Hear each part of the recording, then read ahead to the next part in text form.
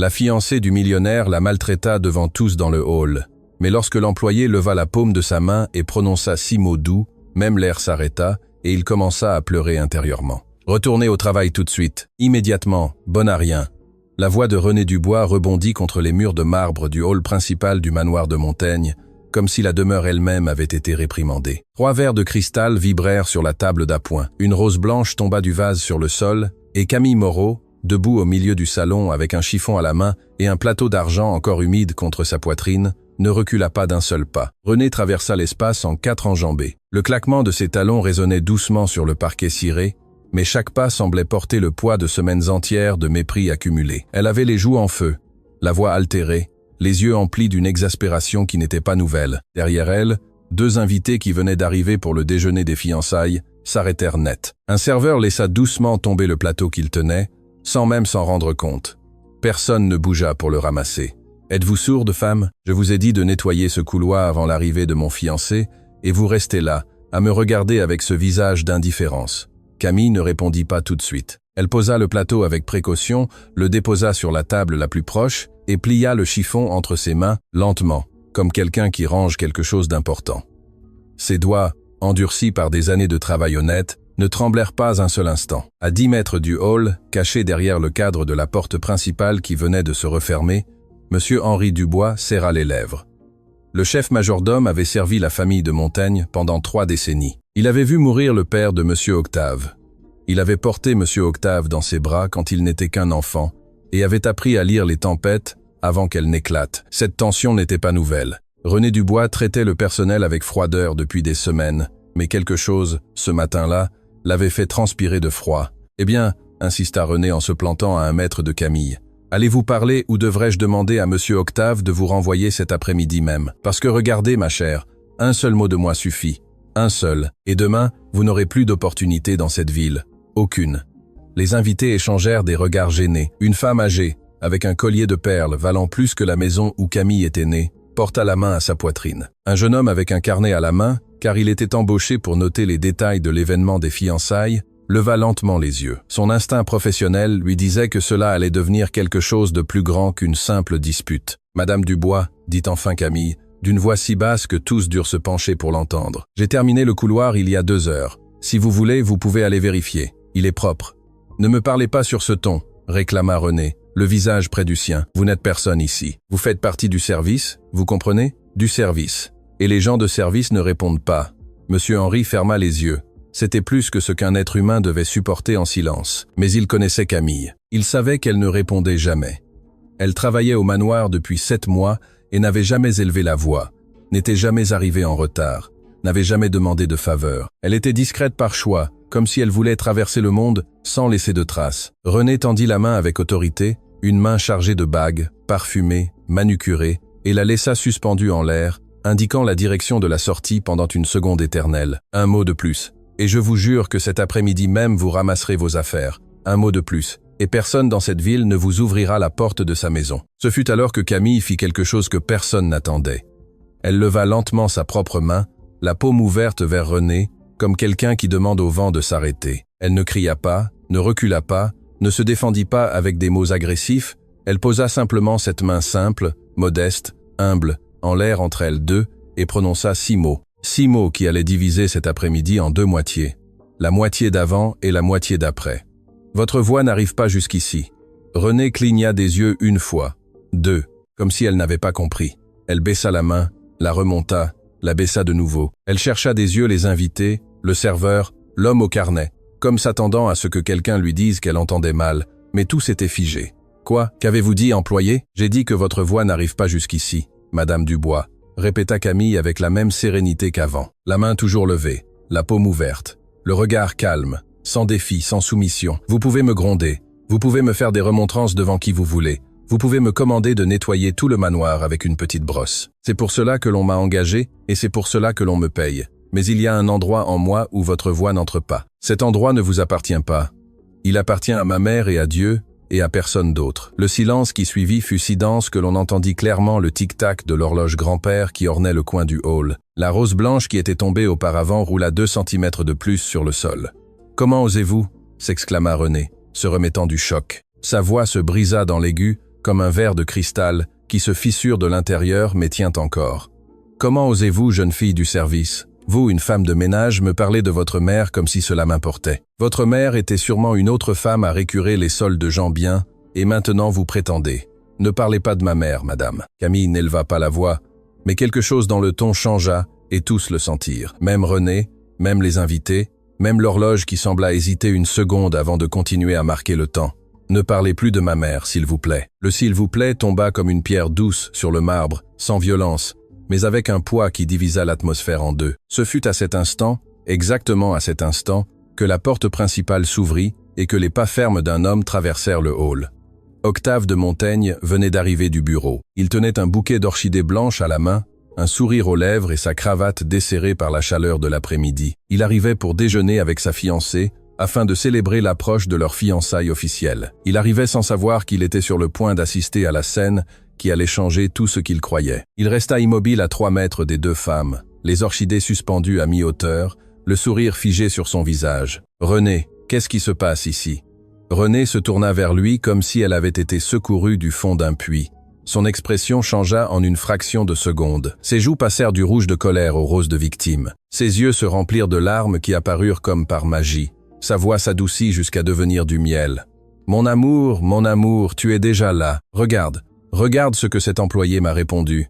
Elle m'a manqué de respect devant tes invités. Octave, cette femme ne peut pas rester ici. Je la veux hors de la maison tout de suite. » Octave regarda les invités. La femme au collier de perles baissa les yeux. L'homme au carnet continua de regarder ses notes comme si ce qu'il avait écrit l'intéressait soudainement beaucoup. Personne ne parla. « Camille ?» demanda Octave en se tournant vers elle. « Est-ce vrai ?»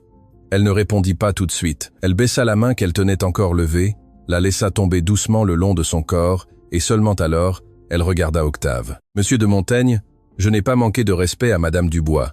J'ai levé ma main pour lui demander en silence de ne pas s'approcher davantage. Si c'est une faute, renvoyez-moi. Si c'est une erreur, renvoyez-moi. Si la vérité vous dérange, renvoyez-moi. Mais je ne mentirai pas devant vous, ni aujourd'hui ni jamais. » Octave resta immobile, la regardant comme s'il la voyait pour la première fois en 7 mois. Jusqu'à ce jour, Camille Moreau avait été pour lui une ombre efficace, une femme qui pliait ses serviettes avec des coins parfaits, une employée qui ne croisait jamais son regard. Et maintenant, il la voyait en face, la tête haute, soutenant son regard sans ciller, sans s'excuser, sans trembler. Quelque chose bougea en lui, quelque chose de vieux, quelque chose d'enfoui. « Octave » réclama René, le voyant hésiter. « Ne me dis pas que tu vas la croire. Elle, une employée, après tout ce que je représente pour toi, après les projets que nous avons, cette femme ment, et tu la laisses debout dans ma maison. Ce n'est pas encore ta maison, René. » La phrase sortit de la bouche d'Octave avant même qu'il ne s'en rende compte. Elle sortit seule, comme une vérité qui attendait depuis longtemps un passage pour s'échapper. René ouvrit les yeux,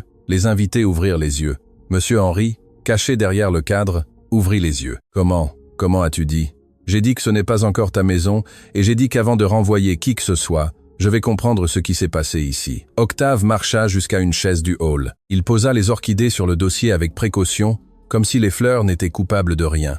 Il desserra complètement sa cravate et regarda de nouveau Camille. « Camille, s'il vous plaît, accompagnez-moi à la bibliothèque. Je veux vous parler. »« Octave, » protesta René, le visage tendu. « Et toi, René, attends ici ou monte dans ta chambre ou fais ce que tu veux, mais là, tout de suite, je vais lui parler. » René resta bouche bée. Le maquillage commença à couler pour de bon, sans artifice.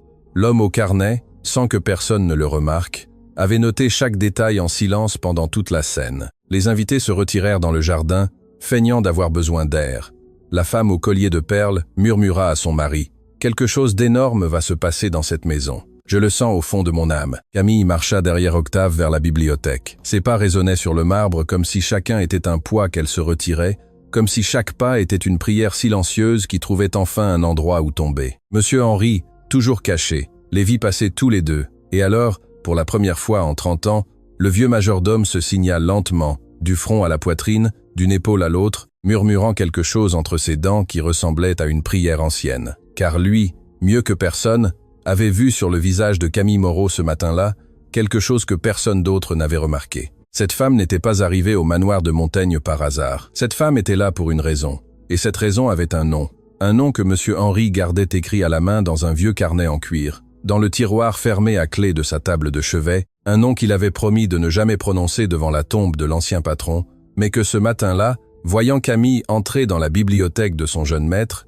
avait de nouveau tremblé dans sa poitrine comme un oiseau effrayé. « Que Dieu nous protège », murmura le vieux majordome en fermant les yeux. Car la vérité vient de mettre les pieds dans cette maison, et la vérité, quand elle arrive en retard, arrive toujours en cherchant ce qui lui appartient. Dans le jardin extérieur, tandis que les invités conversaient à voix basse, une grand-mère appuyée sur sa canne regarda les fenêtres de la bibliothèque où les rideaux venaient de se refermer. Elle secoua lentement la tête. « Pauvre enfant », dit-elle sans que personne ne comprenne à qui elle faisait référence. « Pauvre enfant, ce qu'il est sur le point de découvrir. » Son mari la regarda sans comprendre. « De quoi parles-tu, ma chère? À qui dis-tu enfant ?» Mais la grand-mère ne répondit pas. Elle continua de regarder les rideaux fermés comme si elle savait quelque chose, comme si elle reconnaissait quelque chose, comme si dans ce manoir, après de très nombreuses années, une vieille histoire venait de se réveiller. La bibliothèque du manoir de Montaigne sentait le bois ancien, le cuir usé et l'encre vieille. Les rideaux de velours restaient entr'ouverts, laissant passer un rayon de lumière qui tombait juste sur le centre du tapis, comme si la maison elle-même avait choisi le décor pour ce qui allait se passer. Octave ferma la porte derrière lui. Le bruit du verrou s'encastrant s'entendit clairement. Il marcha jusqu'à la grande fenêtre. Il resta un moment à regarder le jardin, où les invités conversaient toujours à voix basse, puis il se tourna vers Camille. Elle restait debout au centre de la bibliothèque, les mains croisées devant elle. Elle ne regardait pas les livres, ni les meubles chers, ni même l'homme qui l'avait fait entrer là. Elle avait le regard fixé sur un point quelconque du sol, comme quelqu'un qui essaye de ne pas penser. « Camille, s'il vous plaît, asseyez-vous. Je préfère rester debout, monsieur de Montaigne, si ça ne vous dérange pas. » Octave inspira profondément, marcha jusqu'au fauteuil en cuir le plus proche, mais ne s'assit pas. Il posa les mains sur le dossier et la regarda. La lumière tombait sur les cheveux de Camille, coiffée en chignon, et pour la première fois en 7 mois, Octave se rendit compte que cette femme avait un visage. Pas une fonction, pas un uniforme, un visage. Un visage qui portait quelque chose, mais il ne savait pas encore quoi. Camille, ce qui s'est passé dehors n'était pas bien. De la part de René, je veux dire. J'ai tout entendu depuis la porte avant d'entrer. Ce n'est pas la première fois qu'elle traite le personnel de cette façon, mais cette fois, c'était différent. Camille ne répondit pas. Elle hocha à peine la tête. « Je tiens à vous présenter mes excuses au nom de la maison et en mon propre nom. » Ces mots firent lever les yeux de Camille pour la première fois. Elle le regarda, et dans ce regard il y eut quelque chose qu'Octave ne sut identifier. Ce n'était pas de la gratitude, ni de la rancune. C'était autre chose. Quelque chose de plus proche d'une peine ancienne, qui trouve soudain une fêlure par où respirer. « Vous n'avez pas à vous excuser, monsieur de Montaigne. Vous n'avez pas élevé la voix. Vous ne m'avez pas maltraité. Vous êtes simplement rentré chez vous. Mais je suis fiancé à la femme qui l'a fait, et cela me rend d'une certaine manière responsable. » Camille baissa de nouveau les yeux, déglutie. Octave remarqua pour la première fois qu'elle avait les yeux brillants, non pas à cause des larmes qui étaient sur le point de tomber, mais à cause de celles qui étaient déjà tombées 1000 fois avant, en d'autres lieux, d'autres après-midi, et avaient laissé cette lumière aqueuse que certaines femmes héritent après avoir beaucoup pleuré en silence. « Monsieur de Montaigne, si vous m'avez fait venir ici pour me renvoyer, faites-le vite, s'il vous plaît. Je dois rentrer chez moi avant le coucher du soleil. Je ne vous ai pas fait venir pour vous renvoyer. Alors, pourquoi m'avez-vous fait venir ?» Octave hésita. Il marcha vers l'ancienne table où son père écrivait habituellement les lettres familiales. Il prit un cadre photo qui était là depuis toujours. Une vieille photographie d'un homme à moustache, regardant l'appareil avec la gravité des portraits anciens. Il la tint entre ses mains un instant, comme cherchant une réponse dans les yeux du défunt. Puis il la reposa sur la table et regarda de nouveau Camille. « Je vous ai fait venir parce que j'ai besoin de savoir qui vous êtes. Comment dites-vous? J'ai passé 7 mois à côté de vous sans vous voir, comme si vous étiez un meuble de plus dans la maison. Mais aujourd'hui, quand vous avez levé cette main, quand vous avez dit ces 6 mots, j'ai entendu quelque chose. Je ne sais pas ce que c'était. Je ne sais pas pourquoi cela m'a semblé si familier, mais quelque chose dans votre voix, dans votre façon de vous tenir, m'a rappelé quelqu'un. Et j'ai besoin de comprendre qui est cette personne que vous me rappelez. Car depuis que je suis entré dans ce hall il y a 1 heure, je ne peux pas me défaire de cette sensation dans la poitrine. » Camille resta très immobile. Pour la première fois de la matinée, quelque chose dans son visage trembla à peine un instant, comme quand une bougie vacille avant de s'éteindre.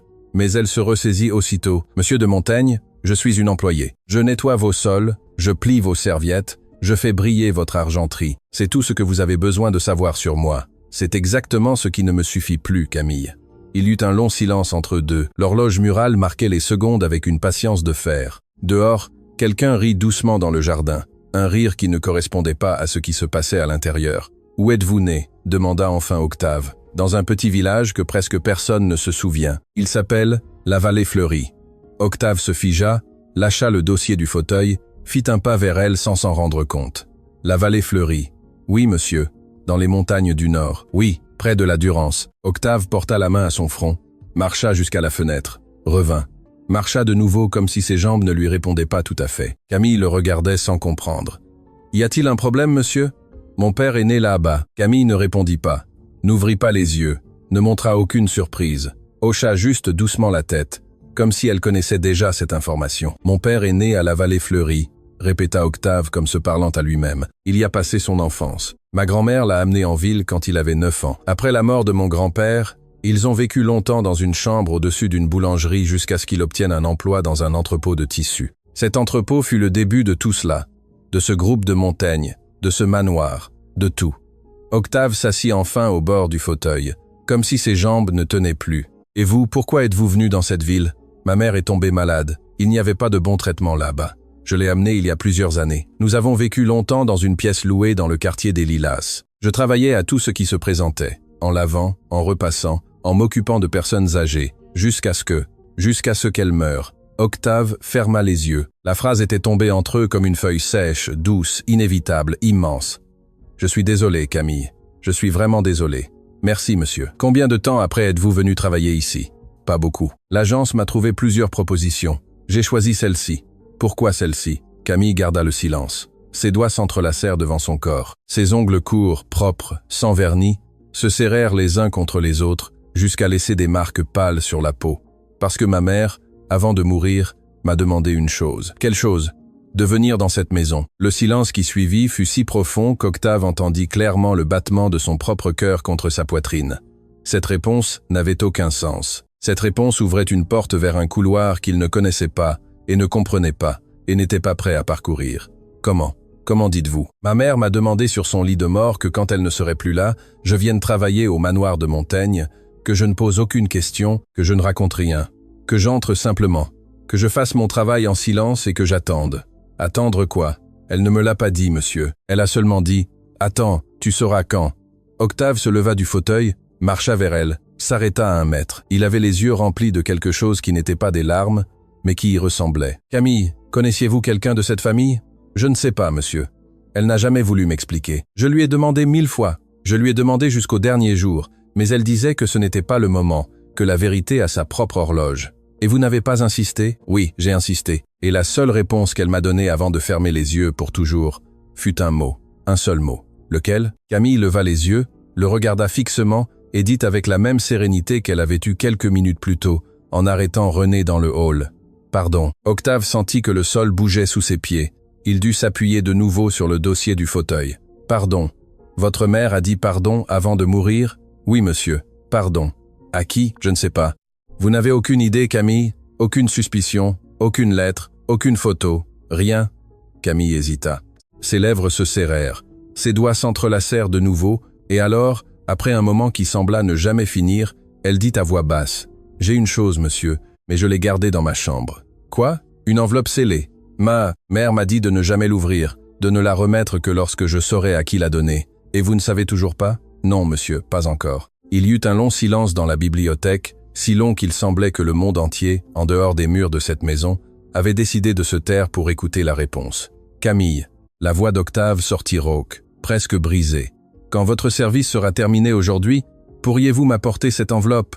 Camille le regarda pour la première fois. Dans ses yeux, il y eut de la peur. Pas peur de lui. Peur de ce qui pouvait se trouver à l'intérieur du papier. « Êtes-vous sûr, monsieur de Montaigne ? » « Je suis sûr.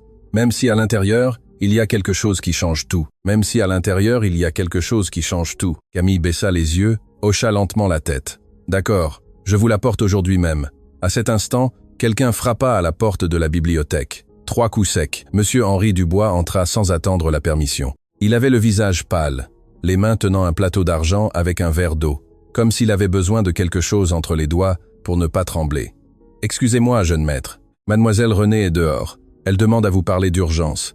Elle dit que c'est important. Qu'elle attende. Henri, jeune maître, qu'elle attende. » Monsieur Henri inclina la tête. Ses yeux croisèrent un instant ceux de Camille. Et dans ce croisement, il y eut quelque chose qu'aucun des deux ne voulut nommer. Une question, une suspicion, une reconnaissance qui ne pouvait pas encore être prononcée. Comme vous l'ordonnez, jeune maître. Le majordome se retira, ferma la porte derrière lui, avec la même douceur que l'on ferme la chambre d'un malade.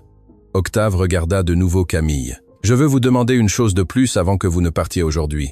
Dites-moi, ne parlez à personne de cette conversation. À personne. Ni à vos collègues du personnel, pas même à monsieur Henry. Je n'allais pas le faire, monsieur. Mais puis-je vous demander pourquoi ?» Octave s'approcha de la fenêtre, regarda le jardin. René marchait d'un côté à l'autre entre les roses, parlant au téléphone, agitant une main en l'air. Elle ne regarda pas une seule fois vers la bibliothèque. Elle était trop occupée par son appel. Parce qu'il y a des gens dans cette maison, Camille, qui attendent un moment comme celui-ci depuis de nombreuses années. Et je ne veux pas qu'il soit au courant pour l'instant. Quel moment, monsieur? Octave se retourna. La lumière de la fenêtre tombait sur la moitié de son visage. L'autre moitié restait dans l'ombre, comme si deux hommes différents vivaient dans le même corps, et que seul l'un des deux était encore debout. Le moment où la vérité frappe à la porte, et personne n'est prêt à l'ouvrir. Camille le regarda longuement, puis elle hocha la tête. « À ce soir, monsieur de Montaigne. À ce soir, Camille. » Elle marcha vers la porte. Avant de sortir, elle s'arrêta sans se retourner. « Monsieur, dites, l'enveloppe. » Sa voix se brisa un instant, puis elle se ressaisit. L'enveloppe a une marque à l'extérieur, un dessin fait avec de l'encre ancienne. Ma mère l'a dessiné elle-même avec la main gauche parce que la droite ne lui répondait plus. Quel dessin est-ce? Une étoile à 5 branches avec une lettre à l'intérieur. Quelle lettre? Camille inspira profondément et dit d'une voix si basse qu'Octave dut se pencher pour l'entendre. La lettre M, monsieur. Octave sentit quelque chose à l'intérieur de sa poitrine se briser lentement, comme une coupe qui se fissure de l'intérieur, millimètre par millimètre, jusqu'à se briser complètement. Montaigne?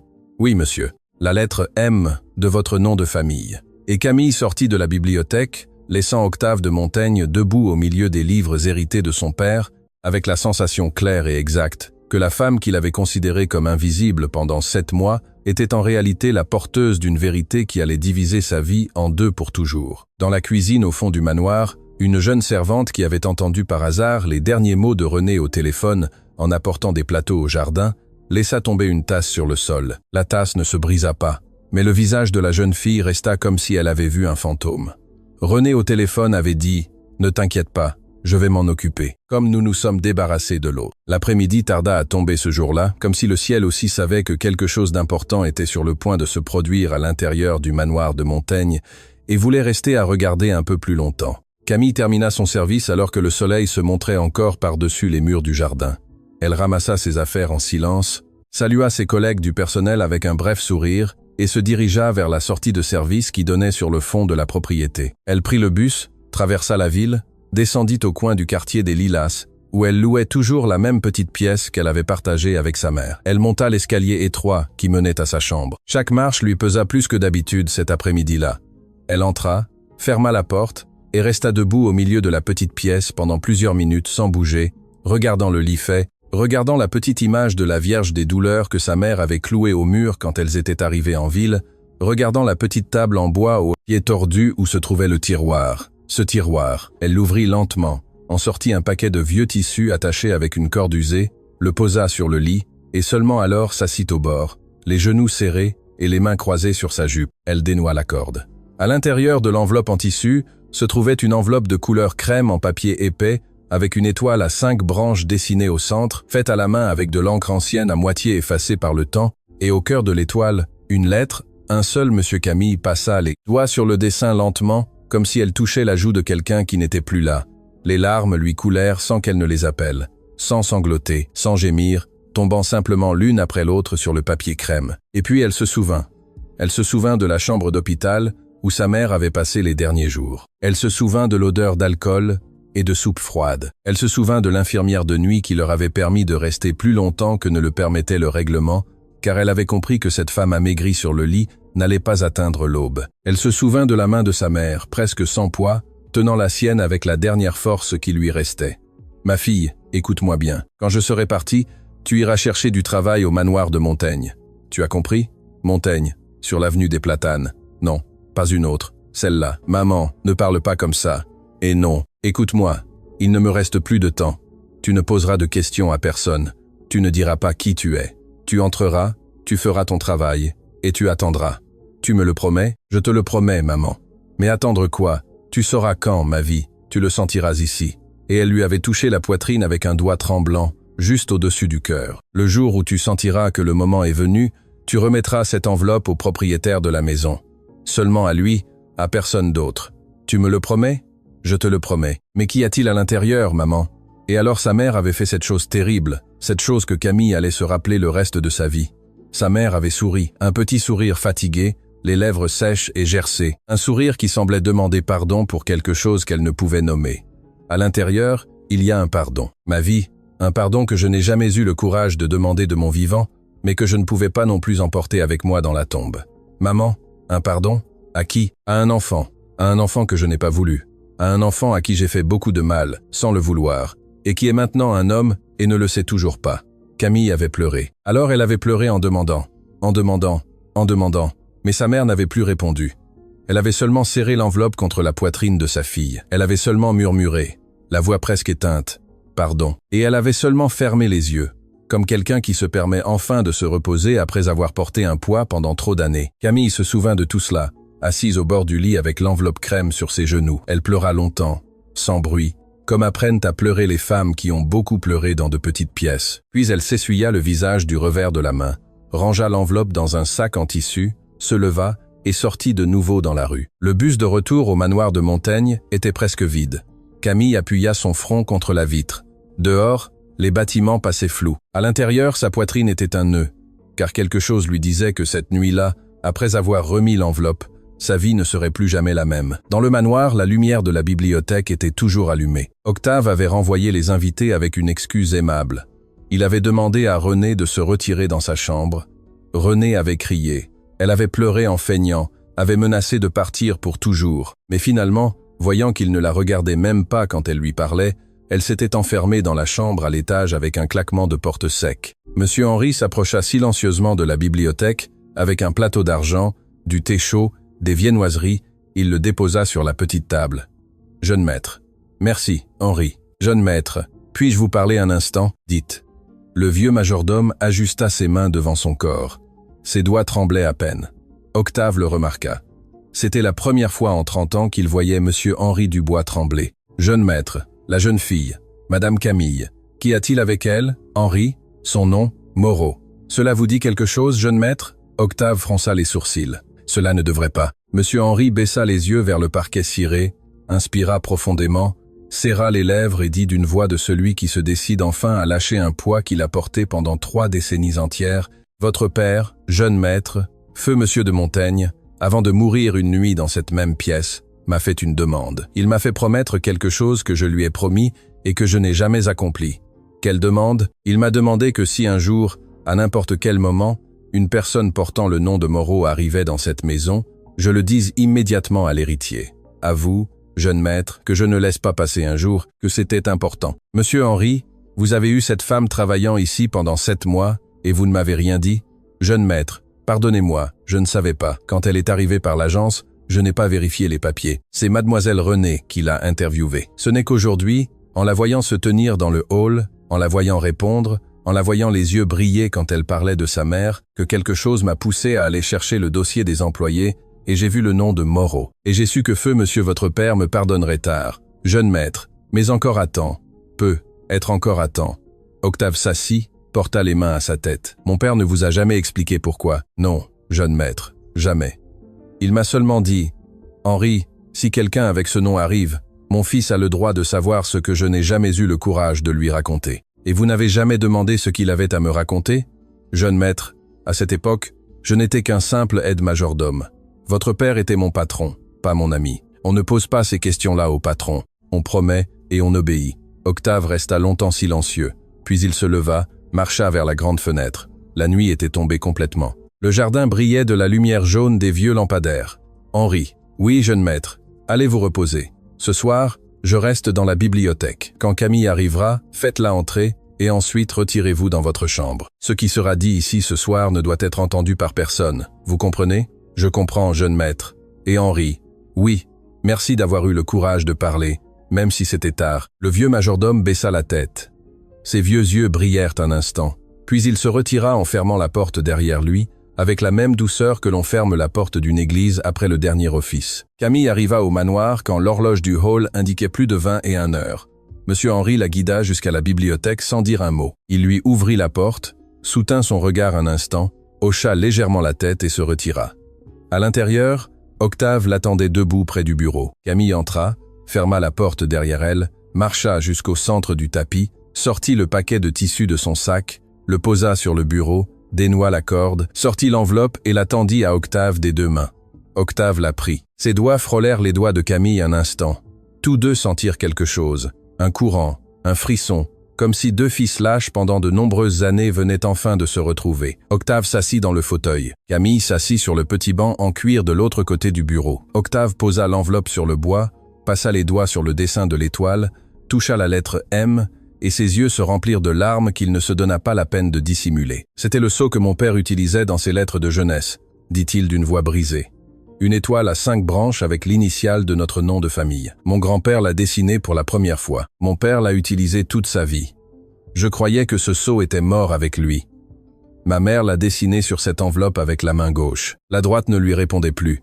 Votre mère a connu mon père, Camille? Je ne sais pas. Vous a-t-elle déjà parlé de lui? A-t-elle mentionné un nom? Jamais, monsieur. Ma mère a emporté presque tout dans sa tombe. Elle m'a seulement laissé cette enveloppe et le mot pardon. Octave ferma les yeux, inspira profondément, prit le bord de l'enveloppe entre ses doigts et commença à l'ouvrir lentement. Le papier froissa. À l'intérieur, il y avait plusieurs feuilles pliées et entre les feuilles une photographie. La photographie tomba d'abord sur le bois du bureau. Une photographie ancienne en noir et blanc, avec les bords ondulés et jaunis par les années. Sur l'image, on voyait une jeune femme souriante assise sur un banc de parc. Elle posait sa main sur l'épaule d'un jeune homme assis à côté d'elle. L'homme avait une fine moustache, un chapeau de feutre, un costume clair.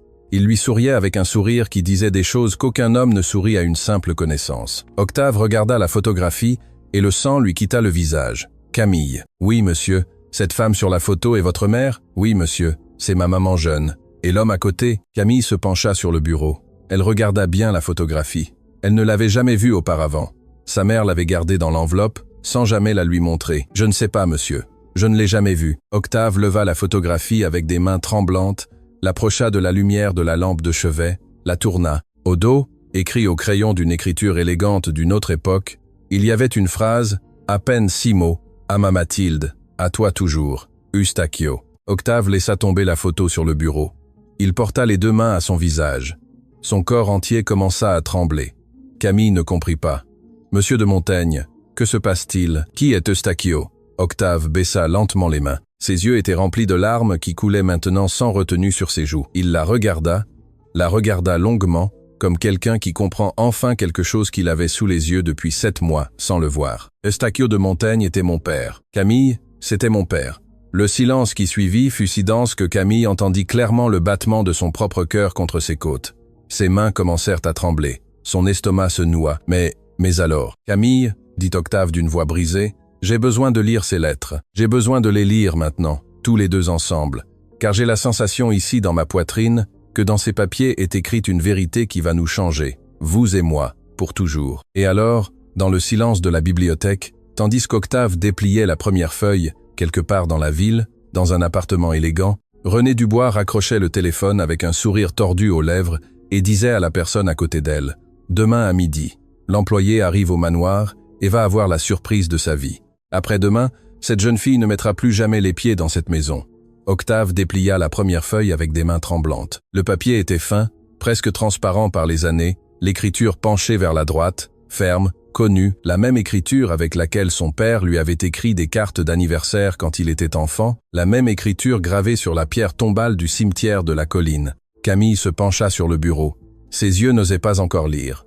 Il regardait seulement les mains de l'homme qui tenait ce papier, les mains du fils de l'auteur. « Lisez-la à voix haute, s'il vous plaît, monsieur de Montaigne. Je ne crois pas pouvoir le faire. » Octave hocha la tête, déglutit et commença. « Ma chère Mathilde, aujourd'hui je t'écris du bureau car je n'ai pas la paix à la maison. Mon père est de plus en plus malade et me presse de me marier avec la fille de monsieur Acuna. Je lui répète que je ne l'aime pas. Il me répète que l'amour ne remplit pas les caisses enregistreuses. Mais je te porte, toi, dans ma poitrine. Je te porte, toi, chaque nuit. Je te porte, toi, à chaque pas. Même si je ne peux pas le dire à voix haute, même si je dois épouser une autre pour maintenir le nom de famille. Tu sais que mon cœur a toujours été tien depuis cet après-midi sur la place de la Vallée Fleurie, quand tu vendais des crêpes et que je t'ai apporté une fleur des champs. Souviens-toi de moi, Mathilde. Souviens-toi toujours. » Octave baissa la feuille. Il avait les yeux remplis de larmes. Camille pleurait aussi, mais aucun des deux ne fit de bruit. C'était un pleurer silencieux, de ceux qui ne cherchent pas de consolation. « Mon père s'est marié avec la fille de Monsieur Acuna », dit Octave d'une voix rauque. « C'était ma mère. Elle est morte quand j'étais très jeune. Je me souviens à peine d'elle. Je me souviens seulement d'une femme triste qui jouait du piano et regardait par la fenêtre pendant des heures. Une femme qui ne souriait jamais. Ma maman ne souriait pas beaucoup non plus, monsieur. » Octave plia la première feuille avec précaution, la posa de côté, prit la seconde. L'écriture n'était plus aussi ferme, les lignes étaient plus inclinées, comme si la main qui écrivait avait tremblé. « Ma Mathilde, aujourd'hui j'ai appris que tu attendais. Mon cœur s'est brisé en deux. Je sais que cela doit être le mien. Je sais que cette nuit-là fut la seule en des années où j'ai pu te revoir, mais je sais aussi ce que mon père ferait s'il venait à l'apprendre. Je t'en supplie, protège le bébé. Protège-toi, ne me cherche pas, ne m'écris pas, ne viens pas en ville. Je te ferai parvenir de l'argent par Madame Espérance, la sage-femme du village. Elle est déjà au courant, j'ai déjà parlé avec elle. Tu ne manqueras de rien, l'enfant ne manquera de rien. Mais pour l'amour de Dieu, Mathilde, que mon père ne l'apprenne pas, que personne ne l'apprenne avant que je ne trouve le moyen d'arranger cela. Je te demande pardon, mon amour. Je te demande pardon 1000 fois. Un jour, je pourrai te regarder de nouveau en face. Un jour. » Octave laissa tomber le papier sur la table. Il porta la main à sa bouche. Son corps entier tremblait maintenant sans dissimulation. Camille était devenue très pâle, les mains sur les genoux, les lèvres serrées. « Monsieur de Montaigne, s'il vous plaît, dites-moi que cette lettre ne dit pas ce que j'ai compris. » Octave ne put parler. Il hocha seulement lentement la tête. Une fois, deux. « Camille, mon père a eu un enfant avec votre mère avant de se marier avec la femme qu'il a dû épouser. Avant de m'avoir moi. » Camille resta figée sur sa chaise. Sa tête tournait, son estomac se tordait. « Mais, monsieur, je suis la fille unique de ma mère. Je suis la seule. Ma mère n'a jamais eu d'autre bébé. Je le sais, je l'aurais su. Camille, lisez ceci. Regardez la date. » Octave lui tendit la deuxième lettre. Camille vit. La date était écrite en haut d'une écriture serrée. C'était une date de très nombreuses années auparavant, de l'époque où sa mère avait l'âge qu'elle avait maintenant, de l'époque où sa mère vivait encore à la vallée fleurie avant la ville, avant Camille. Ce n'était pas vous, Camille, c'était un autre enfant, un autre bébé, avant vous. Camille porta la main à sa poitrine. Elle sentit son cœur battre contre ses doigts comme s'il voulait s'échapper. J'ai eu un frère. Oui, j'ai eu un frère et ma mère ne me l'a jamais dit. Et j'ai eu un frère et mon père ne me l'a jamais dit. Tous deux se regardèrent dans les yeux à travers le bureau. Tous deux pleuraient. Tous deux avec la sensation claire que la vie qu'ils avaient vécue jusqu'à cette nuit était un mensonge raconté à moitié, rempli de silence, soutenu par des secrets que deux personnes avaient emportés dans leur tombe, sans jamais oser les briser. Octave prit la troisième lettre, la dernière. Le papier était plus froissé, l'encre bavait à certains endroits comme si des larmes étaient tombées dessus en l'écrivant. « Ma Mathilde, l'enfant est tombé malade. Madame Espérance me l'a écrit hier. Elle dit que la fièvre ne baisse pas. Elle dit qu'il a besoin d'un médecin de la ville. Mon père est toujours vivant. Si je vais au village, il saura tout et nous détruira tous les trois. Mais si je n'y vais pas, l'enfant pourrait nous quitter. Mathilde, pardonne-moi. Je t'enverrai ce que je peux. Je chercherai le meilleur médecin que je connaisse. Je l'enverrai au village sous prétexte de rendre visite à un parent. S'il te plaît, ne t'effondre pas. S'il te plaît, tiens bon. S'il te plaît, ne le laisse pas partir. Je ne pourrai pas vivre en sachant que mon fils est parti alors que j'étais ici, caché derrière un nom de famille. Je t'en supplie, Mathilde. Je t'en supplie. Ne le laisse pas partir. » Octave baissa la lettre, et alors il fit quelque chose que Camille n'attendait pas. Il se leva du fauteuil, marcha jusqu'à la fenêtre, appuya son front contre la vitre et pleura. Il pleura avec des sanglots qui secouaient ses épaules. Il pleura pour un père qu'il avait connu distant, occupé, sévère. Il pleura pour un père dont il découvrait maintenant qu'il avait porté une douleur secrète toute sa vie. Il pleura pour un frère qu'il n'avait jamais pu embrasser. Il pleura pour une femme que son père avait aimée et trahie et abandonnée. Il pleura pour tous les silences qui avaient construit la maison où il avait grandi.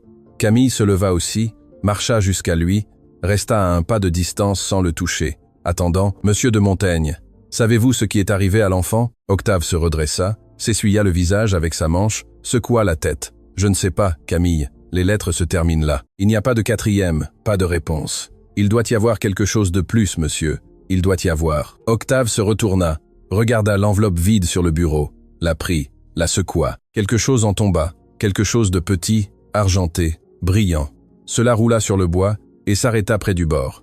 Camille le ramassa. C'était une médaille, une minuscule médaille de baptême avec une inscription gravée au revers. « Aurélien, fils de Mathilde, que Dieu le protège. »« Aurélien, murmura Octave. Mon frère s'appelait Aurélien. Mon frère, répéta Camille d'une voix ténue. Je ne l'ai jamais su. Tous deux restèrent silencieux, tenant la minuscule médaille entre leurs doigts, comme si ce petit morceau de métal contenait le poids d'une âme entière. Monsieur de Montaigne, croyez-vous qu'il a vécu? Je ne sais pas, Camille, mais cette nuit, je vous jure devant la mémoire de mon père et de votre mère que je trouverai la réponse. Je chercherai dans chaque archive, chaque registre, chaque village, chaque hôpital, jusqu'à ce que je sache ce qu'il est advenu d'Aurélien pour vous, pour moi, pour nos parents qui ne peuvent plus chercher. Camille serra la médaille contre sa poitrine, hocha lentement la tête. À ce moment, quelqu'un frappa à la porte de la bibliothèque. 3 coups. Monsieur Henri entra. Il avait le visage décomposé, comme s'il venait d'entendre quelque chose de terrible. « Jeune maître, excusez-moi, mais Juliette, la nouvelle jeune femme de la cuisine, vient de courir. Elle dit qu'elle a entendu quelque chose que vous devez savoir maintenant, cette nuit, avant qu'il ne soit trop tard. » « Quoi, Henri ?» Le vieux majordome déglutit, regarda Camille, regarda Octave et dit à voix basse, d'une voix brisée de celui qui livre une nouvelle trop lourde. « Mademoiselle Renée cet après-midi au téléphone. La jeune femme l'a entendue par hasard.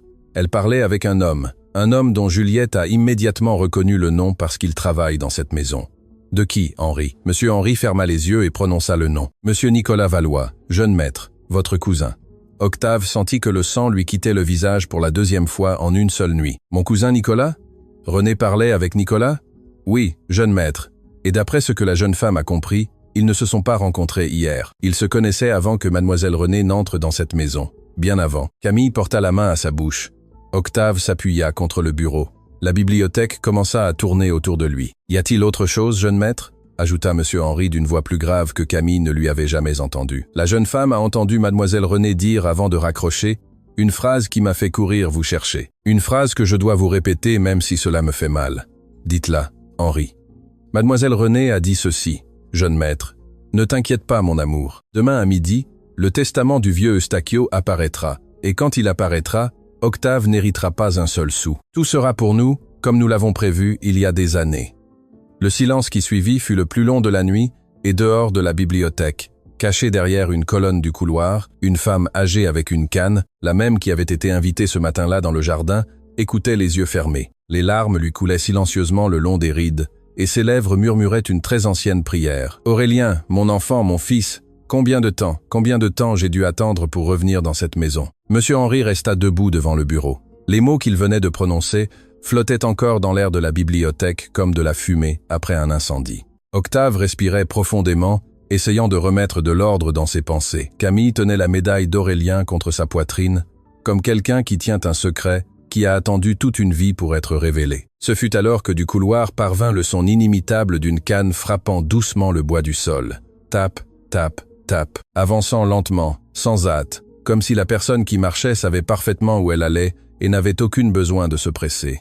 Monsieur Henri se tourna vers la porte, fronça les sourcils. « Jeune maître, attendez-vous quelqu'un d'autre ce soir ?»« Non, Henri, personne. » Le coup de canne se rapprocha, s'arrêta juste de l'autre côté de la porte, et ensuite une voix de femme âgée, sereine, ferme, qui traversa l'air comme si elle attendait d'être entendue depuis des siècles, dit « Jeune Montaigne, c'est moi, la femme à la canne. J'étais ce matin dans le jardin. S'il vous plaît, ouvrez-moi. J'attends ce moment depuis trop d'années. » Octave regarda Camille. Camille regarda monsieur Henri. Monsieur Henri s'approcha de la porte d'un pas lent, posa la main sur la poignée, hésita un instant et ouvrit. La femme entra lentement. Elle avait les cheveux blancs relevés en un chignon bas. La peau de son visage était marquée par des rides qui semblaient dessiner avec la patience de qui a vécu de très nombreuses saisons. Elle s'appuyait sur une canne en bois foncé, terminée par une poignée en argent usé. Mais ses yeux étaient jeunes, vifs, brillants, comme 2 braises que le temps n'avait pas réussi à éteindre. Elle marcha jusqu'au centre de la bibliothèque, resta debout devant Camille, la regarda longuement et 2 larmes lui coulèrent le long des rides, sans qu'elle ne lève la main pour les essuyer. « Ma fille, comme tu ressembles à ta mère. »« Comme tu lui ressembles ?» Camille ne sut que dire. La médaille était toujours serrée dans sa main. « Madame, pardon, qui êtes-vous ? Avez-vous connu ma maman ?» La femme sourit à peine, un sourire chargé de quelque chose de très ancien. Elle posa sa main libre sur le bras de Camille. « Ma petite, je suis Madame Espérance Carvajal, la sage-femme de la Vallée Fleurie, celle qui a aidé ta mère quand ton frère Aurélien est venu au monde, celle qui a tenu entre ses mêmes mains le bébé que le père du jeune Montaigne n'a jamais pu connaître. » Octave se leva du fauteuil, marcha jusqu'à elle, la regarda les yeux remplis de quelque chose qu'il ne savait pas si c'était de l'espoir ou de la peur. « Madame Espérance, mon père vous nomme dans l'une des lettres que nous venons de lire. Je sais, mon enfant, je sais. C'est moi qui ai demandé à ton père de laisser une trace écrite au cas où ce jour arriverait, au cas où il y aurait justice. Vous étiez ce matin dans mon jardin. Comment êtes-vous arrivé jusqu'ici » Madame Espérance posa les 2 mains sur la poignée de sa canne. Elle s'installa comme quelqu'un qui se prépare à raconter une histoire longtemps gardée. Je me suis approché de cette maison pendant des années, jeune Montaigne. Des années. Chaque anniversaire de votre père, chaque anniversaire de sa mort, je me tenais dans la rue des Platanes à regarder de loin les fenêtres éclairées, sans oser sonner, sans savoir comment commencer la conversation, jusqu'à ce qu'il y a quelques mois, j'apprenne qu'une jeune femme du nom de Moreau avait commencé à travailler comme employée au manoir, et j'ai su que le jour était proche. J'ai su que Mathilde, d'où qu'elle soit, avait trouvé le moyen d'envoyer sa fille à l'endroit où elle devait être. Et alors, j'ai commencé à attendre l'occasion de pouvoir entrer. Comment êtes-vous entré aujourd'hui? Par les vieilles amitiés de ton père, mon enfant. La dame au collier de perles, celle qui était au déjeuner, a été l'amie de jeunesse de ton père il y a de nombreuses années. Elle me devait une ancienne faveur. Je lui ai demandé de m'emmener comme accompagnatrice au déjeuner. Elle a accepté, et cela m'a permis d'être ici quand tout a commencé à se déclencher. Monsieur Henri s'approcha de Madame Espérance, la tête baissée. « Madame, pardonnez-moi si j'avais parlé plus tôt.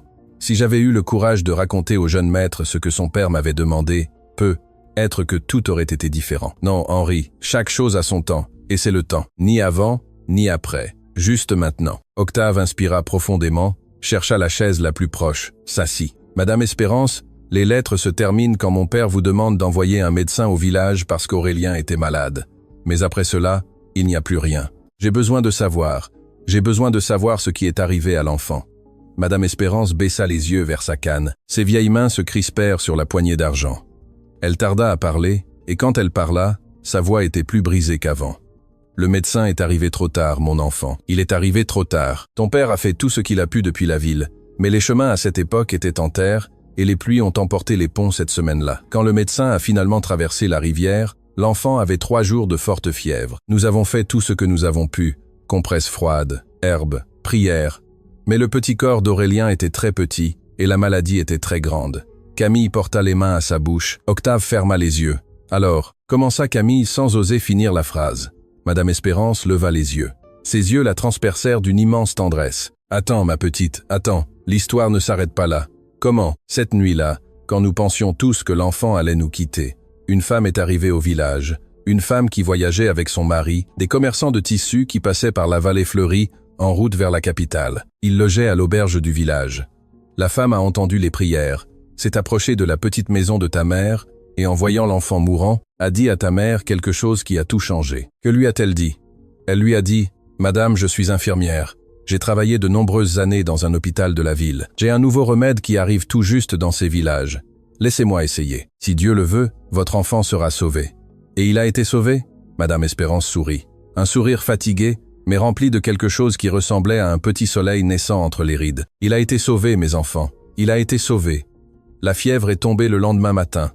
L'enfant a ouvert les yeux, a bu au sein de ta mère et a vécu. » Camille se couvrit le visage des 2 mains. Elle pleurait maintenant sans dissimulation. Octave se leva de la chaise, marcha jusqu'à elle, posa sa main sur son épaule, et pour la première fois de cette nuit, tous 2 se soutinrent sans mots. « Madame Espérance, dit enfin Octave d'une voix brisée, si Aurélien a vécu, où est-il maintenant? Pourquoi ne l'avons-nous jamais cherché? Pourquoi mon père ne nous l'a-t-il jamais dit ?» L'ancienne soupira, marcha lentement jusqu'au fauteuil le plus proche, s'assit avec précaution, posa sa canne de côté, parce que la femme qui a sauvé l'enfant, l'infirmière, est tombée amoureuse de lui. Elle a passé les jours suivants à aider ta mère à s'en occuper. Et quand ta mère, épuisée, malade du cœur, sans ressources pour l'élever, a su que cette femme et son mari ne pouvaient pas avoir d'enfants eux-mêmes, elle a pris la décision la plus difficile de sa vie, la décision qui l'a poursuivie jusqu'à son dernier jour. Elle a confié Aurélien pour qu'il l'élève loin, dans une autre ville, sous un autre nom de famille, afin que le vieux monsieur de Montaigne ne le trouve jamais, afin que l'enfant ait la chance de grandir en paix. « Ma mère l'a abandonné ?» demanda Camille d'une voix brisée. « Elle ne l'a pas abandonné, ma petite. Elle l'a sauvé. Elle lui a donné la seule vie possible, mais elle a payé un prix qu'elle n'a jamais cessé de payer. C'est pourquoi elle ne t'a jamais parlé d'Aurélien. C'est pourquoi elle t'a demandé sur son lit de mort de venir dans cette maison, parce que ta mère voulait que la vérité trouve son chemin, même si elle n'était plus là pour l'accompagner. » Octave marcha jusqu'à la fenêtre. Les lumières du jardin brillaient doucement. Une brise balançait les branches des platanes. « Madame Espérance, savez-vous le nom de la famille qui a emmené Aurélien ?» L'ancienne resta très immobile, serra les mains sur ses genoux. « Je sais le nom, mon enfant. Je l'ai gardé écrit dans un petit carnet pendant toutes ces années. Mais avant de vous le dire, vous devez me promettre une chose. » « Quelle chose ? Que lorsque vous le trouverez, vous lui raconterez la vérité avec précaution, avec respect, car cet homme est aujourd'hui un adulte. Il a sa vie faite, ses affections, ses blessures, et la vérité, quand elle arrive tard, mes enfants, peut-être une bénédiction ou un effondrement, cela dépend de la manière dont elle est livrée. Nous vous le promettons, Madame Espérance, dirent Octave et Camille en même temps, sans s'être mis d'accord. L'ancienne hocha la tête, sortit de la poche de sa robe un petit carnet aux couvertures usées attaché avec un élastique. Elle l'ouvrit à une page marquée d'un signet rouge, lut en silence. Elle leva les yeux. La famille qui a emmené Aurélien s'appelait Moreau-Valois. Ils étaient commerçants de tissus. Ils se sont établis dans la ville de Saint-Barthélemy-sur-Plaine, à plus de 12 heures d'ici. Elle s'appelait Adélaïde, lui s'appelait Gérard. Ils ont donné à l'enfant un nouveau nom parce qu'il voulait repartir de zéro. Ils lui ont donné. Madame Espérance déglutit, regarda Octave, regarda Camille, ils lui ont donné Mathieu. Mathieu Moreau-Valois. Octave resta figé. Tout le sang lui quitta le visage. Ses mains commencèrent à trembler. Mathieu Moreau-Valois ? Oui, mon enfant. Pourquoi ? Ce nom vous dit-il quelque chose ? Octave ne répondit pas, marcha jusqu'au bureau, ouvrit le premier tiroir, sortit un agenda en cuir, le feuilleta rapidement des doigts tremblants, s'arrêta à une page, la montra à Madame Espérance. Madame Espérance, est-ce cette personne ? L'ancienne approcha son regard. Ses yeux s'ouvrirent peu à peu, puis se remplirent de larmes. Oui, mon enfant, c'est lui, c'est Aurélien. C'est ce visage. Je l'ai porté dans ses bras quand il était nouveau-né. Je ne pourrai jamais oublier ce front. Camille s'approcha, regarda la page. C'était une carte de visite collée à l'agenda avec du ruban adhésif. Une carte élégante en papier épais avec un logo brodé en relief. Monsieur de Montaigne, qui est cet homme ? Octave leva les yeux. Il avait les yeux remplis de quelque chose qu'il ne savait pas si c'était de la joie ou de la terreur. Camille, cet homme est l'avocat principal du groupe de Montaigne. L'homme que mon père a personnellement choisi pour administrer le testament de notre famille. L'homme qui demain à midi est convoqué dans ce même manoir pour une réunion que personne ne m'avait expliquée. Monsieur Henri, debout en silence près de la porte, laissa tomber le plateau d'argent qu'il tenait. Le fracas du métal contre le sol résonna dans tout le couloir. « Jeune maître, cette réunion a été convoquée par Mademoiselle Renée il y a 3 jours. J'ai moi-même reçu l'appel. Elle a dit que c'était pour une formalité des fiançailles. » Octave porta les 2 mains à sa tête. « Ce n'est pas une formalité, Henri. C'est le piège qu'il montait. Demain à midi, mon propre frère, sans savoir qui il est, va venir dans cette maison avec un faux document, un testament falsifié, pour me faire perdre tout ce que mon père m'a laissé. » Madame Espérance se leva lentement, serra sa canne avec force. « Alors, nous ne pouvons pas attendre demain, mes enfants. Nous devons le rejoindre avant eux. Nous devons dire à Aurélien qui il est avant qu'il ne signe un document qui va le briser en 2 pour toujours. » Et dehors du manoir de Montaigne, à cet instant précis, les lumières d'une voiture sombre s'allumèrent au fond de l'avenue des Platanes. Le moteur démarra doucement et le conducteur, un homme en gabardine avec un chapeau à large bord, parla à voix basse au téléphone portable collé au volant. « Patronne, la vieille à la canne vient d'entrer dans le manoir et est restée longtemps à l'intérieur. » De l'autre côté, la voix de René Dubois répondit, froide, coupante, sans un seul tremblement. « Arrête-la avant l'aube. Qu'elle n'atteigne pas l'avocat ou quoi que ce soit. Distrais-la, emmène-la loin. Mais que demain à midi, elle ne soit pas dans ce manoir. Qu'elle n'atteigne pas l'avocat, quoi que ce soit. Distrais-la, emmène-la loin. Mais que demain à midi, elle ne soit pas dans ce manoir. » L'homme de la voiture sombre hocha la tête, raccrocha le téléphone et ajusta son chapeau à large bord sur son front. Il descendit de la voiture en silence, marcha vers la grille latérale du manoir et attendit. À l'intérieur, aucun des 4 ne savait que dehors, à l'ombre des platanes, quelqu'un se préparait à empêcher la seule chose qui pouvait les sauver. Octave ferma l'agenda avec la carte de visite de Mathieu Moreau-Valois, la serra contre sa poitrine, marcha jusqu'à Madame Espérance, qui était toujours assise dans le fauteuil avec sa canne posée à côté. « Madame Espérance, nous ne pouvons pas attendre demain. Nous devons aller cette nuit même chez mon frère. Nous devons arriver avant eux. Saint-Barthélemy-sur-Plaine est loin, mon enfant. 12 heures en voiture. Nous n'y arriverons pas. Mathieu ne vit plus là, bas. Il est en ville. Il a déménagé il y a quelques mois. Il vit dans un immeuble du centre parce que la firme du groupe de Montaigne exige qu'il soit près du bureau principal. » Camille porta la main à son front. « Alors il est prêt. Il est à quelques minutes d'ici. À 20 minutes en voiture, Camille. 20 minutes. » Monsieur Henri s'approcha du bureau, sortit de sa poche un petit carnet en cuir usé, le même qu'il portait depuis des décennies. Il le posa sur la table. « Jeune maître, pardonnez-moi de ne pas l'avoir montré avant, mais ce soir est la nuit où tous les silences doivent prendre fin. » Il ouvrit le carnet. Page jaunie, annotation manuscrite, chiffres, dates initiales. Votre père, jeune maître, pendant de très nombreuses années, a envoyé de l'argent à une famille de la ville de Saint-Barthélemy au nom d'Adélaïde Moreau. Il l'a fait chaque mois sans faute, sans prévenir personne. C'est moi qui portais les enveloppes à la poste. J'étais le seul à savoir. Et ici, dans ce carnet, il y a chaque envoi, chaque montant, chaque date. C'est la preuve que votre père n'a jamais oublié Aurélien, même s'il n'a jamais osé le rencontrer. Il l'a toujours soutenu de loin. Octave prit le carnet, le feuilleta. Les larmes lui coulèrent lentement. « Henri, pourquoi ne m'as-tu jamais rien dit? Parce que votre père m'a fait promettre de ne pas le faire jusqu'à ce que le jour arrive. Et moi, jeune maître, je suis un homme de peu de vertu, mais les quelques-unes que j'ai, je les respecte même si cela me coûte mon âme. » Camille s'approcha, posa sa main sur l'épaule du vieux majordome. Monsieur Henri, pour la première fois en 30 ans de service, ferma les yeux et se permit de pleurer devant ses patrons. Juliette Prado apparut alors à la porte de la bibliothèque. Elle portait toujours son tablier, les mains pleines de farine sèche de la cuisine, et dans les yeux ce mélange de peur et de détermination que seules ont les jeunes filles qui ont travaillé depuis l'enfance et savent très bien distinguer le bien du mal. « Monsieur de Montaigne, pardonnez-moi d'interrompre, mais il y a autre chose que je dois vous dire. Entrez, Juliette, fermez la porte. » La jeune femme obéit, s'approcha lentement, déglutit. « Je ne suis pas la première jeune femme du personnel à entendre des choses étranges dans cette maison, monsieur. Avant moi, il y a déjà un bon bout de temps, il y en avait une autre. Elle s'appelait Laurence Iriart. Elle travaillait dans la cuisine avec moi.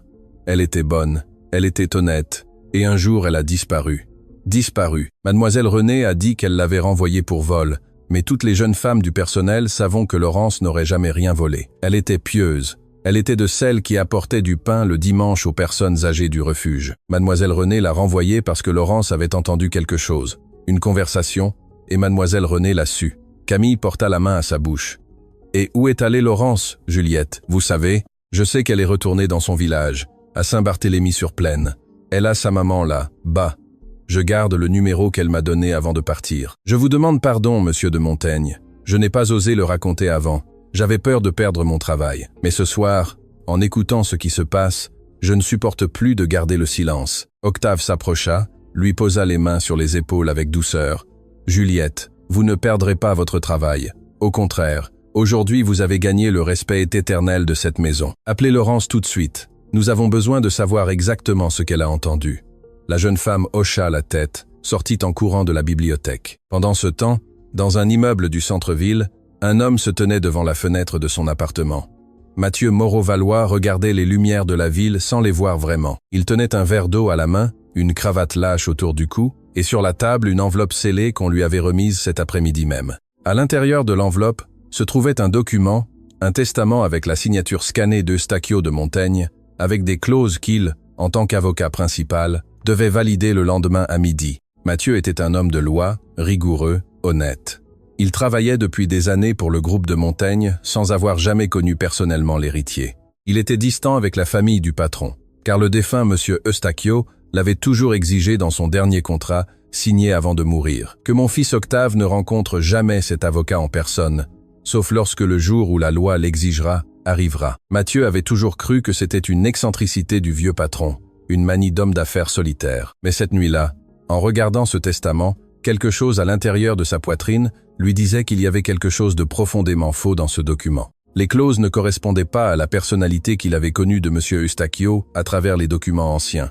Les signatures avaient quelque chose d'étrange. Le sceau familial, l'étoile à 5 branches avec la lettre M, était dessiné d'un trait plus nouveau, plus rapide, comme s'il avait été reproduit récemment. Mathieu posa le verre sur la table, prit le téléphone, composa le numéro « Maman, c'est moi, excuse-moi l'heure ». De l'autre côté, une voix fatiguée répondit « C'était Adélaïde Moreau, la femme qui l'avait élevée. »« Mon fils, y a-t-il un problème ? Maman, j'ai besoin de te demander quelque chose, et j'ai besoin que tu me dises la vérité. Dis-moi, ma vie, as-tu déjà connu un monsieur nommé Eustachio de Montaigne ?» Il y eut un silence de l'autre côté du téléphone. Un silence si long que Mathieu comprit la réponse avant que sa mère ne parle. « Mon fils, viens demain matin tôt à la maison, avant midi. J'ai quelque chose à te raconter. Quelque chose que ton père et moi aurions dû te raconter il y a de très nombreuses années. » Mathieu serra le téléphone contre son oreille. « Maman, dis-le-moi maintenant. Pas au téléphone, mon fils. S'il te plaît, viens demain. Je te raconterai tout. Mais avant, promets-moi une chose. Ne signe aucun document du groupe de Montaigne. Aucun document. Jusqu'à ce que nous parlions. Je te le promets, maman. » Mathieu raccrocha le téléphone, regarda le testament sur la table et pour la première fois depuis de très nombreuses années, sentit que le sol de sa vie tremblait sous ses pieds. Au manoir, Juliette entra en courant dans la bibliothèque. Elle tenait son portable à la main, les yeux énormes. « Monsieur de Montaigne, j'ai parlé avec Laurence. Elle est en ligne maintenant. Elle veut tout vous raconter, mais vite, dit-elle, parce qu'elle a peur. » Octave prit le téléphone, le mit sur haut-parleur. « Laurence, c'est Octave de Montaigne. Je suis avec mes personnes de confiance. Vous pouvez parler tranquillement. » La voix de l'autre côté trembla, mais ensuite elle s'affirma. « Monsieur de Montaigne, je travaillais dans votre cuisine. Un après-midi il y a quelque temps, en apportant un plateau dans la chambre de mademoiselle Renée, j'ai entendu qu'elle parlait au téléphone avec un homme. Elle disait « Quand je me marierai avec Octave, nous allons chasser la belle-mère de la maison parce qu'elle en sait trop sur le vieux et après nous irons chercher l'héritage. » Monsieur Henri porta la main à son cœur. « Madame Béatrice. »« Qui est Madame Béatrice, Henri ?» ?»« C'était la deuxième épouse de votre père, jeune maître. Elle a vécu dans cette maison quand vous étiez en internat. Une femme noble qui s'est désintéressée de l'héritage, qui vivait seulement ici en prenant soin des rosiers du jardin. Mademoiselle Renée, il y a quelques mois, lui a proposé de s'installer dans une petite maison en périphérie. Elle lui a dit qu'elle serait plus tranquille. Madame Béatrice a accepté parce qu'elle avait déjà les os fatigués, mais depuis lors, personne ne l'a revue. Jeune maître. Camille sentit un frisson lui remonter le dos. Alors, l'autre dont parlait Renée était cette dame. Cela semble bien. Laurence continua de parler par le haut-parleur. « Y a-t-il autre chose, monsieur de Montaigne ?» L'homme avec qui mademoiselle Renée parlait ce jour-là lui disait « Tranquille, mon amour. Quand tout sera fini, toi et moi serons ensemble comme nous l'avons toujours rêvé. La seule chose que tu dois faire est de l'épouser, de le supporter le temps nécessaire. Et ensuite le nom de famille sera à nous. J'ai enregistré cette conversation sur mon portable, monsieur. Je l'ai gardé. Je l'envoie à Juliette maintenant même. » Octave sentit son cœur s'accélérer. « Laurence, vous savez le nom de l'homme qui parlait avec Renée ?»« Je sais, monsieur, car à la fin de l'appel, elle lui a dit « Je t'aime, Nico ». Et je suis resté figé parce que cet homme, ce Nico, je l'avais vu entrer dans votre manoir de nombreuses fois. C'était votre cousin, monsieur de Montaigne. C'était monsieur Nicolas Valois. » Octave s'assit, porta les mains à sa tête. Camille s'approcha, posa sa main sur son épaule, cette fois non pas comme employée, comme sœur, comme personne qui ne pouvait plus le regarder de l'extérieur. « Octave, regarde-moi. » Il leva les yeux. C'était la première fois qu'elle l'appelait par son prénom, sans le monsieur. « Demain à midi, nous entrerons tous les deux dans cette réunion. Nous emmènerons Madame Espérance. Nous emmènerons le carnet de monsieur Henri. Nous emmènerons l'enregistrement de Laurence. Et nous emmènerons les lettres de ton père avec la médaille d'Aurélien. Et quand René et Nicolas s'assiéront à table pour présenter leur faux testament, ils ne sauront pas ce qui les attend. Mais le plus important, Octave, c'est ceci. Nous allons rejoindre Mathieu avant. Nous allons lui raconter qui il est pour que lorsqu'il entrera dans cette réunion, il n'entre plus comme avocat du groupe de Montaigne. Il entre comme ton frère, comme mon frère. » Octave la regarda longuement et ensuite, très lentement, hocha la tête. « Camille, j'ai grandi seul. J'ai grandi en pensant que j'étais le fils unique d'un homme qui ne m'a presque jamais regardé dans les yeux. Et cette nuit, en moins de quelques heures, j'ai découvert que j'avais une sœur, un frère, une grand-mère qui attendait dehors dans le jardin, toute une histoire que personne ne m'avait racontée. Si demain nous survivons à cela, je passerai le reste de ma vie à remercier ta mère de t'avoir envoyé dans cette maison. » Camille ne répondit pas, elle lui serra seulement la main. Une fois fort, à cet instant exact, à l'extérieur du manoir, l'homme au chapeau à large bord vit une voiture sombre sortir du portail latéral. À l'intérieur, il y avait 3 personnes. Il reconnut Madame Espérance sur le siège arrière. Il reconnut le jeune Montaigne au volant. Il reconnut la jeune femme du personnel sur le siège passager. Il composa le numéro de téléphone. « Patronne, ils viennent de sortir. Ils sont tous ensemble.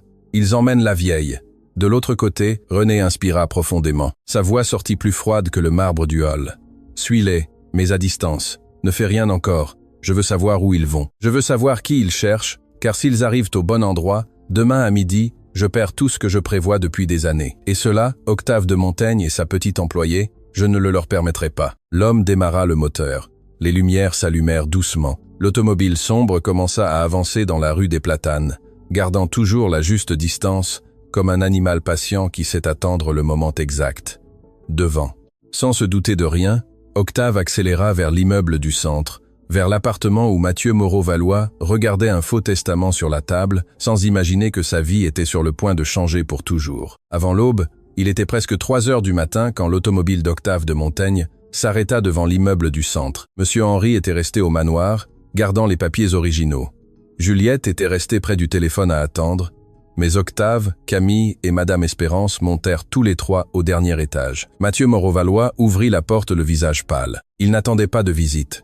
Il resta figé en voyant l'héritier du groupe de Montaigne debout dans son couloir à cette heure, accompagné d'une employée de service et d'une femme âgée avec une canne. « Monsieur de Montaigne, que faites-vous ici ?» « Il s'est passé quelque chose, Mathieu. Tout s'est passé. La plus grande chose qui puisse nous arriver à tous les deux. S'il vous plaît, laissez-nous entrer. Il y a une personne avec moi qui veut vous connaître. Elle attend ce moment depuis de nombreuses années. » Mathieu regarda Madame Espérance. L'ancienne sourit, et ses vieux yeux se remplirent de larmes. « Mon enfant, comme tu ressembles à ton vrai père. » Mathieu porta la main à sa poitrine, quelque chose en lui, quelque chose qui avait dormi toute sa vie, se réveilla brusquement, comme un vieil instinct qu'il ne savait pas posséder. « Entrez, s'il vous plaît, entrez. » À l'intérieur de l'appartement, pendant que Camille préparait un café avec des mains tremblantes et que Mathieu écoutait les yeux de plus en plus humides, Madame Espérance déroula toute l'histoire, les lettres, la médaille, la fièvre de l'enfance, l'infirmière qui l'avait sauvée, la décision impossible de Mathilde, le silence d'Eustachio, les paiements secrets de Monsieur Henri, l'orphelinat Sainte-Espérance, où une sœur nommée Sœur Amélie Dubois avait officiellement reçu Adélaïde et Gérard comme parents adoptifs pour tout légaliser sur papier. Sœur Amélie était décédée il y a quelque temps, mais elle avait laissé le dossier complet rangé dans les archives de l'orphelinat. Madame Espérance avait une copie de chaque document. Mathieu écouta sans interrompre. Quand Madame Espérance eut terminé, il resta silencieux longtemps. Puis il se leva, marcha jusqu'au balcon, regarda les lumières de la ville et dit sans se retourner : « Toute ma vie, j'ai senti qu'il me manquait quelque chose. Une pièce, un petit morceau. J'aime mes parents, j'aime Adélaïde, j'aime la mémoire de Gérard, mais j'ai toujours su qu'il y avait quelque chose de plus, et je ne pouvais pas le nommer. » Il se retourna, regarda Octave, regarda Camille et marcha vers eux. Il resta debout devant eux. Frère, sœur, les 3 mots tombèrent dans l'air comme 3 petites cloches, annonçant quelque chose que le monde attendait d'entendre depuis des décennies. Octave ouvrit les bras. Mathieu entra dans ses bras, Camille aussi. Et les 3 s'embrassèrent au milieu de l'appartement, pleurant sans dissimulation, comme 3 enfants qui retrouvent enfin la maison où ils s'étaient perdus. Madame Espérance les regarda depuis le fauteuil, posa les 2 mains sur la poignée d'argent de la canne et sourit. Le sourire le plus serein de toute sa vie. « Mathilde, ma sœur, » murmura-t-elle en levant les yeux vers le plafond. « Voici tes enfants, tous les 3. Mission accomplie. » Mathieu ouvrit l'enveloppe du faux testament sur la table, l'étudia d'un œil professionnel. Il sortit un autre dossier du tiroir de son bureau. Documents originaux du groupe de Montaigne, signés de son vivant par Eustachio. Il compara les signatures, compara les sceaux, compara l'encre. « C'est une falsification, mon frère. Bonne, mais une falsification. La signature du sceau avec l'étoile a le trait du milieu inversé. Mon vrai père, d'après ce que tu me racontes, dessinait toujours l'étoile de gauche à droite. Celle-ci est dessinée à l'envers. Celui qui l'a copiée n'était pas gaucher. Mon vrai père, si. » Octave porta la main à sa bouche. « C'est vrai, papa écrivait de la main gauche. Et il y a autre chose, mon frère. Les clauses de transfert d'action au nom de Nicolas Valois et René Dubois ont été rédigées avec un programme moderne. Mon père, selon les documents originaux, n'a jamais utilisé ce type de rédaction légale. Cela a été préparé il y a quelques semaines, pas il y a des années, comme ils essaieront de le démontrer. Alors, nous avons des preuves ? Nous avons suffisamment de preuves pour que demain, quand ils entreront dans la salle de réunion, ils n'en sortent pas en marchant, ils en sortent sous escorte. » Au même moment, dans une maison isolée en bordure de la ville, une femme âgée ouvrit la porte de la cuisine. C'était la 2e épouse du défunt Eustachio, Béatrice Pizarro, celle que René avait chassée du manoir des mois auparavant sous prétexte qu'elle serait plus tranquille loin du bruit. Béatrice vivait là avec une seule employée et un vieux chien qui dormait au pied du lit. Ce matin-là, Béatrice ne pouvait pas dormir. Quelque chose lui disait qu'elle devait allumer la radio. Elle le fit et entendit dans une émission de nouvelles nocturnes une déclaration insolite. Une avocate anonyme avait contacté la station pour dénoncer qu'un faux testament allait être présenté le lendemain à midi au manoir de Montaigne. La dénonciatrice avait demandé que la nouvelle soit diffusée à l'aube pour éviter que la famille du patron ne soit escroquée. Béatrice resta immobile, regardant la radio, et alors elle se souvint. Elle se souvint des appels étranges de René quand elle vivait encore au manoir. Elle se souvint des papiers que la jeune femme gardait dans le tiroir fermé à clé. Elle se souvint du jour où elle avait trouvé par hasard une copie de la signature d'Eustachio sur le bureau du bureau. Sans y réfléchir à 2 fois, Béatrice prit son sac à main, réveilla l'employé, lui demanda d'appeler un taxi, et avant l'aube, elle était déjà en route vers le manoir de Montaigne, avec 2 vieilles enveloppes gardées sur ses genoux. Enveloppes qu'elle avait cachées le jour où elle avait quitté la maison au cas où, parce que quelque chose dans son âme lui avait dit que ce moment allait arriver. La voix de la radio était la voix d'une jeune femme courageuse. C'était Laurent Siriart. Et la station était la même où un journaliste, il y a des années, avait commencé à enquêter sur des mouvements suspects au sein du groupe de Montaigne. Le même journaliste qui s'était présenté comme photographe, engagé lors de ce déjeuner des fiançailles. Cet homme au carnet qui notait tout en silence. Son vrai nom était Antoine Laurent. Madame Espérance l'avait engagé des mois auparavant pour documenter chaque mouvement de René à l'intérieur de la maison, sans même qu'Octave le sache. À 11h30 du matin, le manoir de Montaigne était bondé. Octave avait convoqué, sans en annoncer le motif, tous les membres du conseil d'administration du groupe. René descendit de l'étage dans une robe élégante et les lèvres peintes de carmin. Elle souriait. Elle était sûre que ce midi serait sa victoire définitive. Nicolas Valois arriva quelques minutes plus tard dans sa voiture de sport avec une mallette en cuir sous le bras. René le reçut avec un baiser discret sur la joue. « Tout est prêt, mon amour. Tout, ma chère. Quand Mathieu présentera le testament, nous aurons la majorité légale. Octave restera un invité dans sa propre maison. » Ils passèrent dans la salle de réunion. Une longue table en chêne, 12 chaises. Octave entra par l'autre porte. Camille entra derrière lui. Et derrière Camille entrèrent un à un. Madame Espérance avec sa canne, Monsieur Henri avec le petit carnet en cuir, Juliette Prado avec son portable à la main, Béatrice Pizarro avec ses 2 vieilles enveloppes, Antoine Laurent avec un enregistreur sur la table. Et enfin, ouvrant les portes en grand, Mathieu Moreau-Valois avec sa mallette d'avocat. René resta figé. Nicolas laissa tomber sa mallette sur le sol. Qu'est-ce que cela signifie? Cela signifie, René, dit Octave en s'asseyant à la tête de table, que mon père avant de mourir a laissé un vrai testament et que ce testament est entre les mains de mon frère qui est entré aujourd'hui par cette porte pour la première fois de sa vie comme fils de cette maison, non comme avocat engagé. René regarda Mathieu.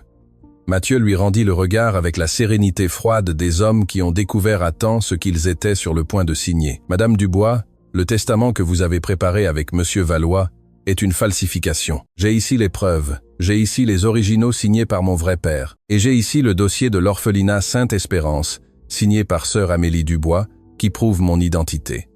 La police attend à l'entrée. Le conseil d'administration va voter aujourd'hui même l'expulsion de Nicolas Valois et la présentation d'une plainte formelle contre vous.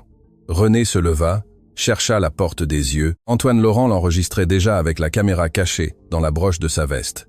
Béatrice Pizarro déposa sur la table les 2 anciennes enveloppes. Elles contenaient des lettres dans lesquelles René, des années auparavant, demandait déjà de l'argent à Nicolas en échange de s'occuper du problème de l'héritage. « Octave, mon amour, c'est un malentendu. Je t'aime. Je t'ai toujours aimé. C'est un mensonge des employés. » Octave se leva, marcha jusqu'à elle, la regarda longuement, sans colère, sans mépris, juste avec une profonde tristesse. « Tu ne m'as jamais aimé, René. Et moi, pendant longtemps, je n'ai pas non plus su ce qu'était aimer. Aujourd'hui, une femme humble, avec un chiffon à la main et une enveloppe dans son sac, m'a appris ce que vaut de lever la paume de la main et de dire « Votre voix n'arrive pas jusqu'ici. Tu peux partir maintenant en marchant ou attendre que la loi t'accompagne. » Cela ne me revient plus de le dire. René s'effondra sur la chaise. Nicolas tenta de s'échapper. La porte du salon était bloquée par 2 officiers qui attendaient dehors. Antoine Laurent termina l'enregistrement. Monsieur Henri, debout sur le côté, baissa la tête avec un respect silencieux. Les semaines passèrent. Le manoir de Montaigne, par décision unanime des 3 héritiers, changea de nom. Il ne s'appelait plus manoir. Il s'appelait Maison Mathilde, en l'honneur de la femme qui avait uni 3 vies à distance sans que personne ne le sache de son vivant. L'orphelinat Sainte-Espérance fut agrandi. Mathieu, Octave et Camille signèrent ensemble les documents pour qu'ils deviennent un foyer permanent pour femmes âgées sans famille, en mémoire de sœur Amélie Dubois et de toutes les sages-femmes anonymes qui avaient soutenu des enfants comme Aurélien dans des villages oubliés. Madame Espérance Carvajal s'installa dans le jardin de la Maison Mathilde, dans une chambre avec vue sur les platanes. Béatrice Pizarro revint au manoir, mais cette fois comme grand-mère. Camille la traitait comme telle. Octave l'appela maman pour la première fois de sa vie. Juliette Prado fut promue responsable générale de la cuisine avec un double salaire. Laurent Siriart revint du village et accepta le poste que Juliette lui offrit. Monsieur Henri continua comme majordome en chef jusqu'à ce qu'il décide de prendre sa retraite Mais il ne manqua jamais de venir prendre le thé de l'après-midi dans le jardin, où Camille et Madame Espérance l'attendaient toujours. René Dubois et Nicolas Valois furent jugés pour escroquerie, falsification de documents et conspiration. Le procès fut long, mais la vérité cette fois arriva complète. Un après-midi doux, sans date exacte, Camille était assise sur le banc de pierre sous l'arbre du jardin. Elle tenait entre ses mains la minuscule médaille d'Aurélien. Elle la regardait en pensant à sa mère, en pensant à toutes les boîtes vides d'affection que Mathilde avait portées en silence, en pensant à la chance inouïe d'avoir trouvé 2 frères là où il n'y avait auparavant que la solitude. Octave s'assit à ses côtés. Mathieu s'assit de l'autre. Madame Espérance s'approcha lentement avec sa canne. Béatrice apporta de la limonade sur un plateau. Monsieur Henri mit de la musique douce par les haut-parleurs du jardin. Juliette, Laurence, Antoine Laurent et d'autres amis de la maison s'approchèrent peu à peu. Un après-midi ordinaire, une table ordinaire, une famille reconstituée avec les morceaux que la vie avait dispersés pendant des décennies. Camille leva les yeux, regarda ses 2 frères, serra la médaille contre sa poitrine et dit d'une voix basse, cette même voix avec laquelle elle avait autrefois arrêté une femme en colère dans le hall de marbre, « Maman, si tu m'entends, la boîte n'est plus vide. La boîte est pleine. Elle est pleine de tout le monde et de toi pour toujours. » Le vent agita doucement les feuilles des platanes, comme si quelqu'un, d'un endroit très lointain et en même temps très proche, avait finalement fermé un livre après de très nombreuses années d'attente patiente. Et dans cette maison qui n'était plus un manoir, où régnait autrefois le silence et où vivait maintenant la vérité, le monde entier sembla comprendre en un seul après-midi de jardin une leçon que l'on n'apprend pas dans les livres, que la dignité ne s'achète pas, que la vérité ne périt pas et que l'amour véritable, même s'il met des décennies à trouver la porte, frappe toujours à la bonne porte du cœur, juste à temps.